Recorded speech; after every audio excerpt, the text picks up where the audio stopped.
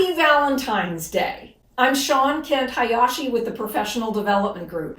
I am an executive coach. I regularly work with leaders to help them learn how to use their emotions more effectively in the workplace. I say Happy Valentine's Day to you because we all want to experience that emotional connection that comes from being motivated, being connected, feeling like our work is meaningful. And when we have high emotional intelligence, we are able to celebrate our emotions, cheer the troops on. We're able to get people to come together in a way that feels like we're a high-performing team. We're doing something meaningful. We're making a difference in the world.